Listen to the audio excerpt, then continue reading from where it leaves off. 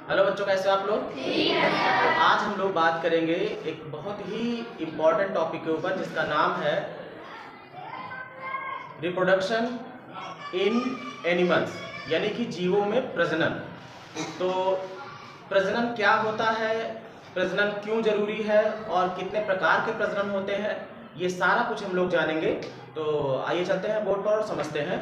सबसे पहले इसमें जो एक मेन शब्द आया हुआ है प्रजनन या फिर रिप्रोडक्शन, इस शब्द का मतलब आप समझ लो। तो प्रजनन क्या होता है, अगर इसमें संधि विच्छेद किया जाए तो एक शब्द आ जाएगा प्रा और दूसरा आ जाएगा जनन।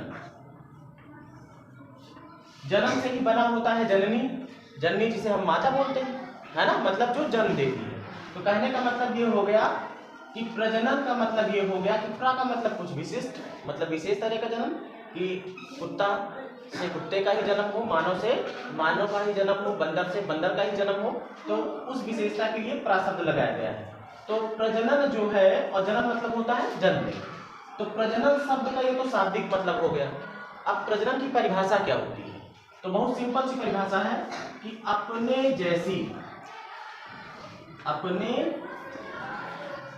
जैसी संतान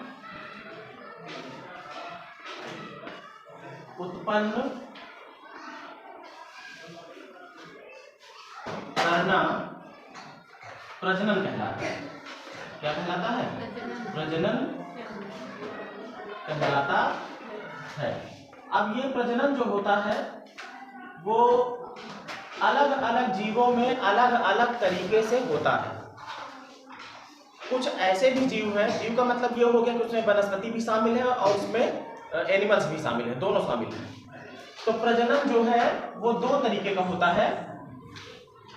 एक होता है लैंगिक प्रजनन,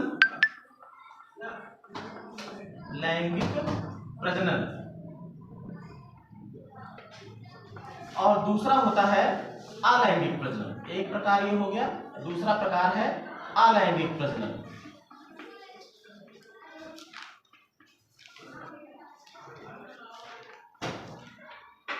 तो लैंगिक प्रजनन क्या होता है और अलैंगिक प्रजनन क्या होता है? तो लैंगिक प्रजनन में क्या होता है कि जो एनिमल्स के या फिर जीवों के जो रिप्रोडक्टिव ऑर्गन्स हैं, मतलब कि जो उनके जनन अंग हैं, अगर उनकी आवश्यकता पड़ रही है प्रजनन में तो वो हो गया लैंगिक प्रजनन, और अगर उनकी आवश्यकता नहीं पड़ रही है तो वो हो गया अलैंगिक प्रजनन। तो लैंगिक प्रजनन में क्या होता है कि जनन अंगों की आवश्यकता होती है। इसमें क्या होगा, इसमें आवश्यक रूप से मतलब कि जनन अंगों की आवश्यकता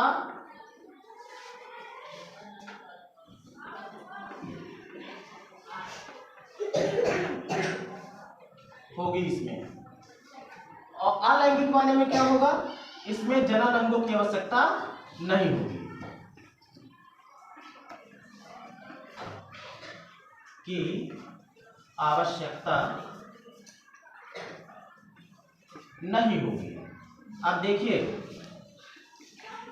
अभी हम बात करेंगे सिर्फ और सिर्फ अलैंगिक प्रजनन। पहले अलैंगिक प्रजनन हम लोग जान लेते हैं, फिर उसके बाद हम लोग जाएंगे लैंगिक प्रजनन, ठीक है? तो अभी हम लोग जानते हैं कि अलैंगिक प्रजनन क्या होता है, कैसे होता है और किन किन में ये देखने को मिलता है।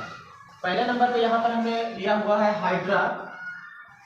हाइड्रा के अंदर अलैंगिक प्रजनन होता है, मतलब इसमें प्रजनन के लिए किसी भी रिप्रोडक्टिव ऑर्गन की जरूरत नहीं होती है।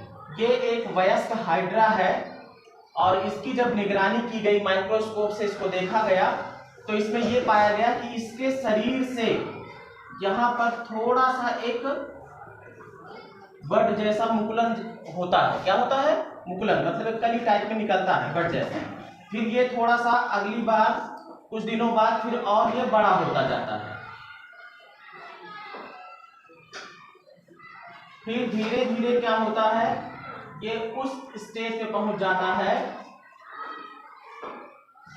कि एक छोटा सा हाइड्रा इसमें से उत्पन्न हो जाता है। इसमें किसी भी जो है प्रजनन अंग की आवश्यकता नहीं होती है। इसे बोला जाता है मुकुल। ये जो निकले हुए हैं ये, इनको क्या बोलते हैं? मुकुल, या फिर बड कह सकते हो। और ये जो प्रजनन की प्रक्रिया है, इस प्रक्रिया को कहा जाता है मुकुलन। कौन सी प्रक्रिया? मुकुलन। तो हाइड्रा में अलैंगिक प्रजनन होता है। और ये प्रजनन किस तरीके से होता है कि वयस्क हाइड्रा के शरीर से पहले एक छोटा सा मुकुल निकलता है और वो मुकुल धीरे धीरे विकसित हो करके एक बेबी हाइड्रा, ये समझो कि हाइड्रा का बच्चा हो गया, बेबी हाइड्रा है। क्या है ये? Baby hydra. अब इसके बाद हम लोग देखते हैं कि जो मलेरिया परजीवी होता है, जब किसी को मलेरिया वाला बुखार होता है तो बड़ी तेज बुखार आ जाता है। क्यों आ जाता है? अगर मलेरिया परजीवी हमारे शरीर के अंदर आ गया है तो ज़्यादा समय नहीं लगता है, बस 2, 4, 6, 8 घंटे बाद आपको पता लग जाएगा कि हमको बहुत भयंकर बुखार आया हुआ है। ऐसा क्या प्रजनन ये करता है जो इतनी तेजी से संख्या फैला करके शरीर में पूरे शरीर को एकदम पस्त कर देता है? होता क्या है, मलेरिया परजीवी जो होता है उसके कोशिका के अंदर, ये वयस्क मान लीजिए मलेरिया परजीवी की कोशिका है, ये एक कोशिकीय होते हैं, तो इसके अंदर ढेर सारे नाभिक बन जाते हैं। ये जो दिख रहे हैं आपको, ये ढेर सारे नाभिक उसमें बन जाते हैं। और बनने के बाद ये हर एक नाभिक अलग से जो है एक मलेरिया परजीवी को जन्म दे देता है। मतलब इसमें ढेर सारे आपको छोटे छोटे मलेरिया परजीवी बाद में बन जाएंगे। और इस प्रजनन की प्रक्रिया को कहा जाता है मल्टीपल फिजन या गुणित विखंडन। कौन सा विखंडन? गुणित। मल्टीपल फिजन तभी यूज किया जाता है शब्द जब बहुत ज्यादा संख्या में जो है प्रजनन होने लगे। तो मतलब एक मलेरिया परजीवी से असंख्य लाखों करोड़ों जो है मलेरिया परजीवी एक बार में प्रजनन होकर के जन्म ले लेते हैं। क्यों? क्योंकि उनके अंदर जो वयस्क मलेरिया परजीवी होगा उसकी कोशिका के अंदर ढेर सारे नाभिक बन जाते हैं और हर नाभिक जो है वो अलग अलग मलेरिया परजीवी को बना देता है। और इस प्रक्रिया को कहा जाता है, कहां पे लिख दिए यहाँ, ये जो प्रजनन है इस प्रजनन को कहते हैं गुणित विखंडन। गुणित विखंडन या फिर मल्टीपल फिजन। Multiple fission. अब इसके बाद हम लोग बात करेंगे अमीबा की। आप जानते हो ये भी एक कोशिकीय जीव है। इसके अंदर एक ही नाभिक रहता है। कोई वयस्क अमीबा होगा वो क्या करता है, अपने शरीर को इस प्रकार से बदलता जाता है। जैसे भी यहाँ देखो बीच में मोटा मोटा दिख रहा है ना, धीरे धीरे क्या होगा, इसका नाभिक जो है बंटने लगता है दो पार्ट में ये बंटने लगता है। केवल 2 ही पार्ट में बंटता है। जैसे मान लीजिए अब इसकी स्थिति हो गई कुछ इस तरीके से, इसका जो नाभिक था वो ऐसे बंटने कगार पे आ गया। फिर धीरे धीरे क्या होगा, यहां से ये अलग अलग हो जाएंगे। एक अमीबा, बेबी अमीबा यहां और एक बेबी अमीबा यहां। जो पेरेंट अमीबा था वो खुद ही कन्वर्ट हो गया 2 बेबी अमीबा में। तो इसमें केवल 2 ही जो है होते हैं, इसलिए इसे कहा जाता है बाइनरी फिजन या द्विगुणित विखंडन।